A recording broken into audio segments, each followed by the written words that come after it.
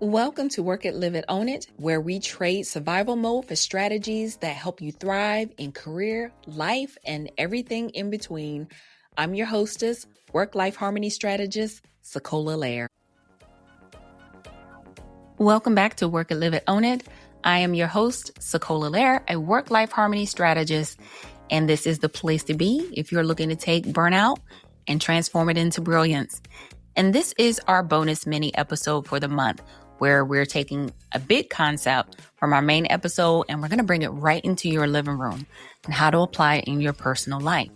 So if you listen to our main episode, The Hidden Cost of Being the Strong One, a couple of weeks ago, you know that functioning while being depleted is a survival strategy. It is not an inherent personality trait. You were not born with it. You learned it over time. It's a learned behavior. But here's the hardest part about a lot of the learned behaviors that we have adopted.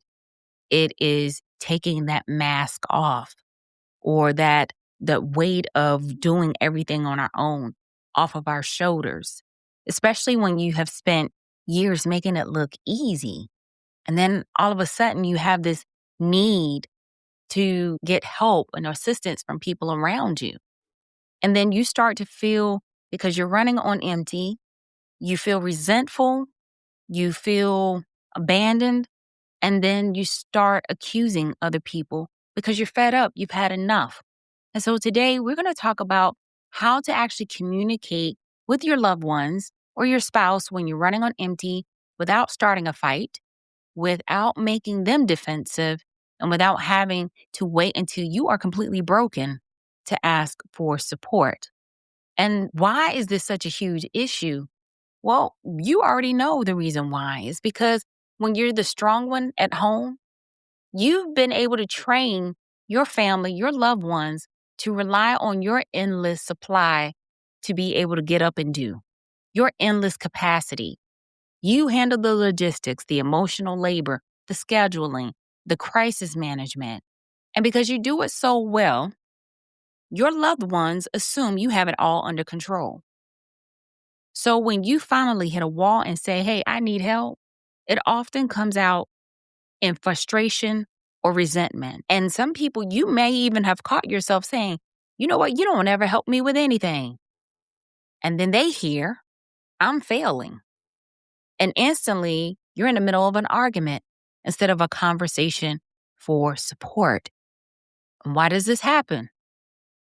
Well, it's because we've waited too long to speak up. We wait until we're resentful when we expect our loved ones to read our minds and notice our exhaustion. But remember, I want you to take a step back. When you start thinking that way, it's because you've spent years perfecting the art of making things look effortless. You're going to have to be accountable for this. And your loved ones, they can't see the invisible weight that you're carrying unless you show it to them. Couple examples on this. I remember the first time I tried to have a conversation with my husband. I felt completely overwhelmed. And instead of asking for support, I got angry. I got upset. And I wanted to give this honey-do list of things that I had done that week while he was just relaxing. I wanted to just roll this list off of, I do this, I do that, I do this, I do that. Okay? And I can guarantee you it didn't go well. And he got defensive. And then I felt even more unsupported and nothing changed. It didn't change until I learned how to communicate my depletion as a shared challenge rather than a personal attack. And that is the dynamic that shifted. And so another thing too is, even if you're in a home and you're a single parent, yes, you are carrying the duties and responsibilities that should be split between two people. So this is where and if you have children, this is where you may want to get your children on board to help and support. I know it's going to be hard because you're frustrated. You come home, you're hot, you're hungry, you're tired. The first thing you want to do is get out your work clothes and just sit down and relax, at least for 30 minutes, right? But sometimes you can't do that because the kids are wanting a snack, they hungry, they have needs too, right? They've been in school all day. So sometimes you have to sit down and create a framework for your family, one where you can have a conversation where it's not going to feel like a personal attack. And when you are looking for help, if you are a single parent, because I grew up in a single parent home, you can't just assume that people see that you need support. Because a lot of times I've had conversations with single mothers and they'll say, well, they know I need help. No, people don't know you need help. Because a lot of times what they've been hearing over the years is I can do bad by myself or I can do better by myself. I'm an independent woman. I got this. Or I've been down this road before. I know how to get myself out of it. So when they have constantly heard that scenario, that narrative from you, they're like, okay, fine, she's got it. She can handle it. And then when you really do need help, you're sitting back watching people go by and you're expecting them to look and notice, oh, I need help. I need support. You didn't ask for that support. So here's how we can create a framework or a process to ask for help without having that resentfulness or that bitterness or frustration come across.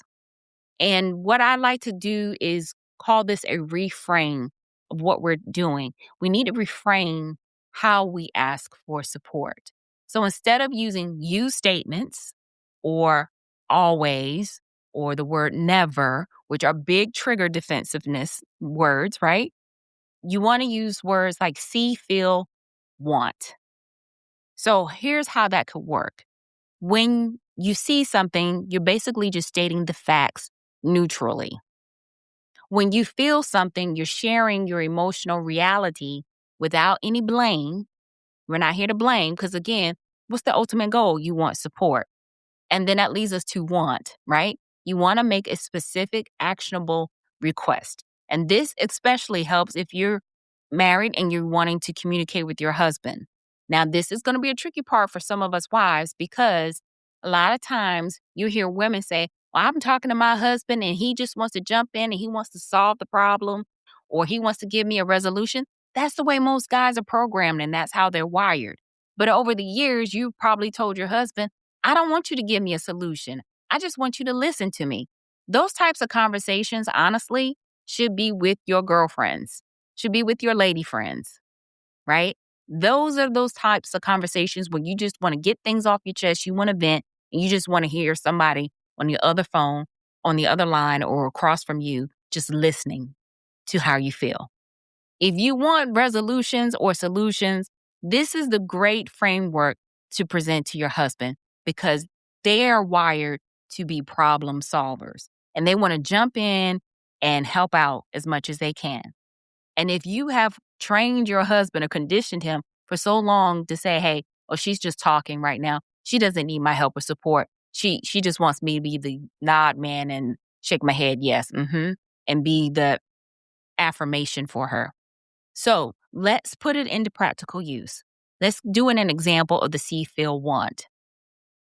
So I can start off by saying to my husband, for example, I'm looking at the schedule for this week and there is a lot on my plate. I'm feeling a little stretched thin and close to burnout. I want us to figure out how to redistribute some of these tasks in the evening so I can have an hour to decompress. So let's break it down again. The C part is where you're going to state the facts neutrally. I'm looking at my schedule this week and there's a lot on my plate. Now you're going to state how you feel because you're sharing your emotional reality, but without blame. And I'm really feeling stretched thin and close to burnout. You're not blaming anybody. You're just stating how you feel. And now you're going to make a specific actionable request, what your goal is, what you want. I want us to figure out how we can redistribute some of these evening tasks so I can have an hour to decompress. And hopefully you can too. We can both decompress for an hour. So when you use the see, feel, want structure, again, that's stating your facts neutrally, sharing your emotional reality without blame, and making a specific actionable request, you're not attacking. You're not on the defense. You're actually inviting them into the partnership. And you're giving them the opportunity to step up and support you rather than putting them on trial for not reading your mind. And again, if you are a single parent, you can still use this framework, see, feel, want. I want all of us. You want time to play on your video games? I want time to decompress too. And I want us to figure out how a way that we can redistribute these chores in the evening so we all have some downtime. And maybe give your oldest child the responsibility of listing all the chores that they do around the house. And for the first week, you set up the schedule and divide it. And then each child has their designated chores. And then it'll be a weekly rotation where each child every week has a different task to do. And you let the older sibling be responsible for the week rotation. Give them some buy-in. It's a family unit, right? Now, listen, what if you're terrified to have this conversation because you're used to being the one that handles everything? I want you to know being fearful does make sense because now you're relinquishing control, right? But what hurts worse? You being in control or you being burnt out? This is where things are going to get incredibly vulnerable for you. You're going to have to admit that you're running on empty to the people who rely on you the most. And you may think, oh, I'm coming across weak. No, you're coming across as human. You're a human being who cannot carry the weight of the entire world on your shoulders. No one can. And you're allowed to need help and need assistance from your spouse, from your loved ones. And you are allowed to stop being the project manager of your entire household and ask for someone to carry the clipboard for a while. You can do that. That is my permission slip for you this week. Okay? Stop trying to be the project manager for everything. To me, being a project manager is one of the most stressful jobs you can have because you're trying to coordinate all the goings on of everything that's happening.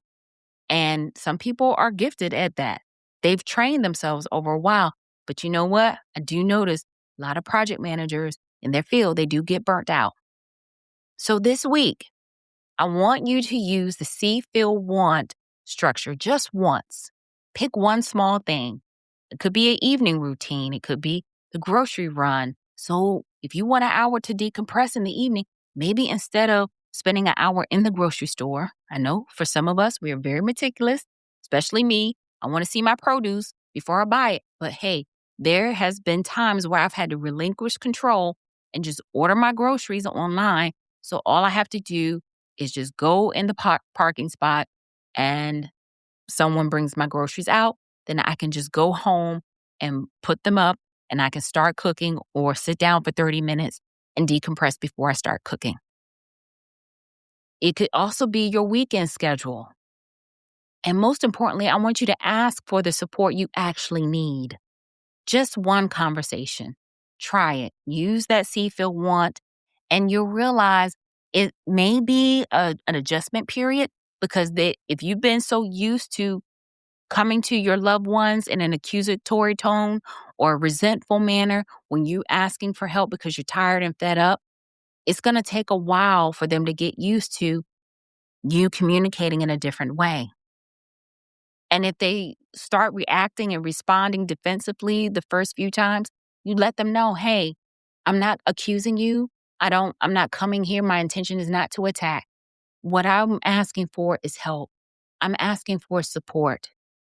And I need your help so we can help one another. It's going to take some humility on your part and vulnerability. Thank you so much for tuning in to this bonus episode of Work It, Live It, Own It. Try the see, feel, want structure this week and let me know how it changes your conversation in your home. You can email me at info@workitliveitownit.com. And for more strategies on building a life that works for you, grab your copy of Harmony Hustle for Women, Master the Art of Thriving in Life and Career, wherever books are sold, online. And until next time, guys, keep working it, living it, and owning it in your everyday lives. Take care. If today's conversation resonated with you, don't just stop there. I have created a free Prone to Power worksheet that will help you put these strategies into action. Now, the Prone to Power framework is something that I created for myself over a decade ago to sustain work-life harmony. Don't forget to grab your free copy today. The link is in the show notes. Take care.